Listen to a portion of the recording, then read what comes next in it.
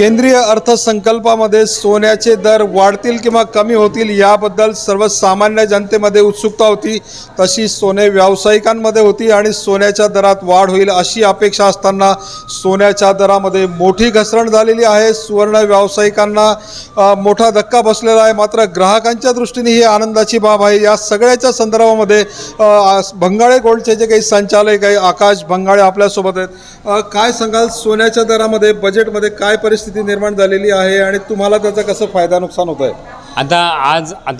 आज जो half budget जो आला आहे त्याच्यात आपल्या इंडियाच्या अर्थमंत्रीने गोल्ड आणि सिल्वरवरती जे कस्टम ड्युटी लागते ती 6% आज कमी केलेली आहे।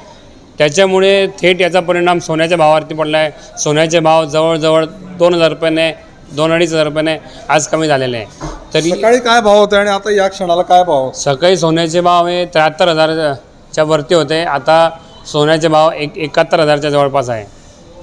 2,000 रुपयाची घसरण झाली। हो, 2,000 रुपयाची सध्या घसरण आहे, पण आता त्याचा जो इम्पॅक्ट जो पडलेला आहे तो अजून आता दिवसभरात अजून पडायची शक्यता आहे। अजून काय होऊ शकतं असं वाटतंय? आता आपण कॅल्क्युलेशन केलं तर 6%चं आपण सिम्पल कॅल्क्युलेशन केलं तर 6%चा 3,000 रुपयापर्यंत सोन्याचे भाव कमी होण्याची शक्यता आहे, कारण की 6% म्हणजे 3,000पर्यंत कमी होण्याची शक्यता आहे। तुम्हाला एक व्यावसायिक म्हणून याचा फायदा होतोय, नुकसान होतंय? आता हे जे केलं आहे हे साहजिक आहे, ही तर खूप चांगली गोष्ट आहे। इंडियन ज्वेलरी इंडस्ट्री प्रमोट करायसाठी, मॅन्युफॅक्चरिंग वाढायसाठी एक कस्टम ड्युटी कमी केलेलं आहे।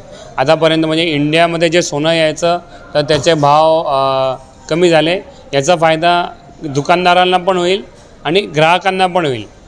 पण तुम्ही थोड्यापूर्वीच म्हटलेलं होतं की आमचं सोन्याचं जे काही स्टॉक आहे त्याची किंमत कमी झाली आणि त्याचा फटका तुम्हाला बसतोय? हो, ऑफकोर्स, कारण की आता येणारे आम्ही 1 महिन्यापासून सोनं जे पण घेतलेलं आहे ते ऑफकोर्स महाग भावाचं आहे आणि आज सोन्याचे भाव कमी झाले। आम्ही ओल्ड कस्टम ड्युटीचा माल आहे आमच्याकडे, तर ते आम्ही जास्त कस्टम ड्युटी भरून तो माल घेतलेला आहे, पण आता आज कस्टम ड्युटी झाल्यामुळे आता भविष्यात येणारा माल आम्हाला कमीमध्ये भेटेल।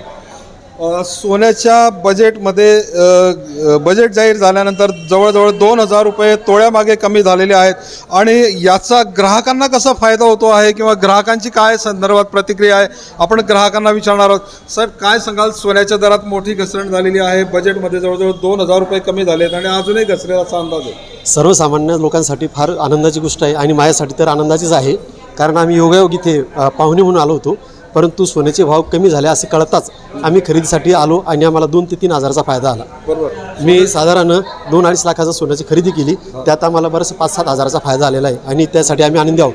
बरोबर, सोन्यात जास्त खरेदी करता येते तुम्हाला, त्याच्यामुळे थोडीशी अपेक्षा वाढते किंवा आपल्याला बजेटमध्ये होऊ शकतो, आपण घेऊ शकतो सोनं असं, आणि सर्वांसाठी खूप चांगली गोष्ट आहे, आनंदाची गोष्ट आहे। महिला वर्गाला खरं तरी आनंदाची गोष्ट आहे। माझा तर फायदाच झालेला आहे येऊन। हो, आम्ही साध्या ह्याच्याने आलो होतो, एवढं काही घेण्याचं हे नव्हतं, पण आज दुकानात आल्यानंतर आम्हाला खूप जास्त आनंद झाला की 2-3 हजाराचा आमचा घरगुती आमचा बायांचा जास्त फायदा होऊन गेला। छान वाटलं। भाव कमी नाही, हे तर उलट घाबरत होती येईपर्यंत दुकानात की आज जास्त बजेट झालं तर मिस्टरांचा विचार करावा लागतो, पण आज विचार करण्यासारखं काहीच नाही। आमच्यासाठी खूप आनंदाची बातमी झाली। जास्त खरेदी होते सोनं त्यामुळे? नाही, बरीच झाली, म्हणजे हो बरीच झाली, माझ्या अपेक्षेच्या बाहेर जास्त खरेदी झाली। एक आनंदाचं क्षण आहे। हो, आहेच, खूपच आनंदाचा क्षण आहे। ह्या ग्राहकांशी आपण प्रतिक्रिया घेतलेली आहे। महिलांच्या दृष्टीने खरं तर हा आनंदाचा क्षण आहे, कारण जास्तीचं सोनं खरेदी करता येणार आहे अशा प्रकारची प्रतिक्रिया दिलेली आहे। कारण मागील वर्षाचा जर विचार केला तर सोन्याचे दर जवळजवळ 76,000 रुपयांवरती जाऊन पोहोचलेले होते आणि आज तेच दर जे आहे ते 71,000 रुपयांपर्यंत घसरलेले आहेत आणि याचा नक्कीच ग्राहकांना फायदा होणार आहे अशा प्रकारची प्रतिक्रिया ग्राहकांनी दिलेली आहे। चंद्रशेखर नेवे, ABP माझा, जळगाव। ABP माझा, उघडा डोळे बघा नीट।